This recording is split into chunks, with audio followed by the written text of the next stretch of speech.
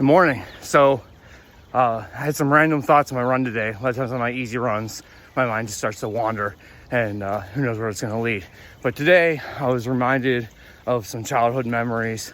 My dad would take me down to the baseball field and he would race me. I would start on the first base on the base, and then run home, and he would start at home plate, run to first base and back, and see who could win. And as I was getting older, he started having to knock me down as he would pass me, just so that I would have to get back up and lose that time, and then he would still win. And I would remember getting so angry and feeling so frustrated. I'm not sure if he was trying to teach me a lesson about life isn't fair or something like that.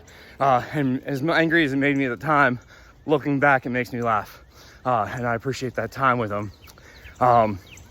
He still likes to tease me to this day, because I would look back at my feet as I was running, like I thought I was going to kick up dust or make flames because I was running so fast. Maybe I watched too many Roadrunner and Speedy Gonzalez cartoons. Those were my favorites as a kid. But thinking back now, hey, maybe I was onto something. I was at a physical therapy conference back in February, and I saw the Run DNA booth, which is the organization that I got my gait analysis certification through.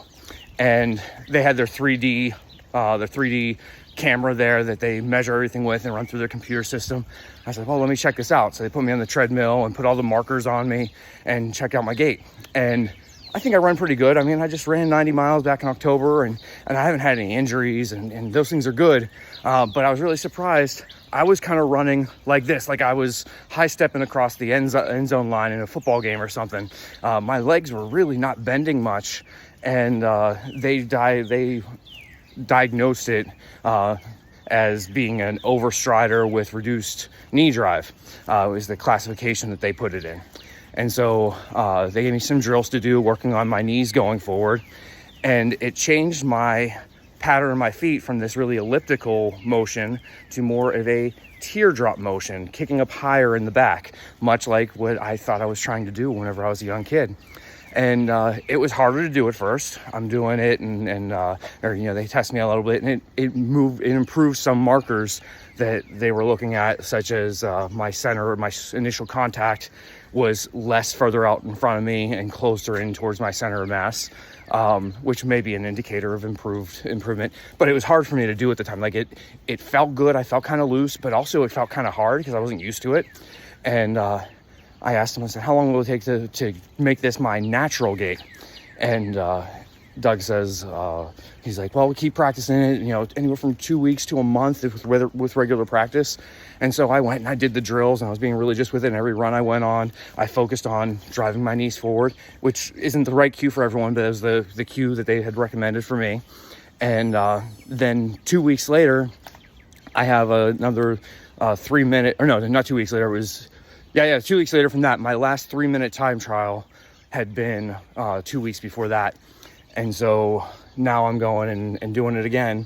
And after 2 weeks of practicing it, I do this 3 minute time trial, and I just focus on drive the knees forward.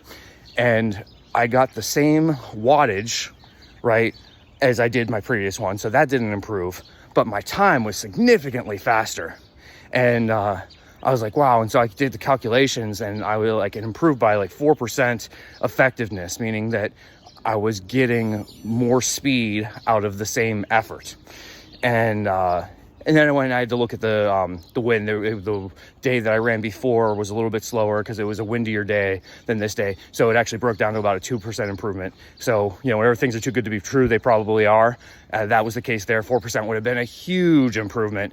2% I'll take as a really good improvement still. So I'm really happy with that, and happy with the way that cue is making me feel and the performance that I'm getting out of it. So the point is, it's good to try to do different things to input your body, see if they are helpful or not, and see how they make you feel. And if at first something seems hard, that doesn't mean that it's a bad thing to be doing. You just have to maybe try it if parts of it feel good. The ultimate goal is to get to where you're not thinking about what you're doing, you're just doing it naturally. And then the other part is remembering, so the feet coming up higher in the back in some ways seems like it should be less efficient, and maybe for some people it would be, but what that ends up doing is as my leg swings forward, I actually bring it down better and I get a better strike on the ground. So saying I always liked is back end behaviors affect front end functions, and that's definitely the case in this example for myself at least. So yeah, just some random thoughts on an easy run this morning. I hope you're having a good day, and everyone take care. Bye.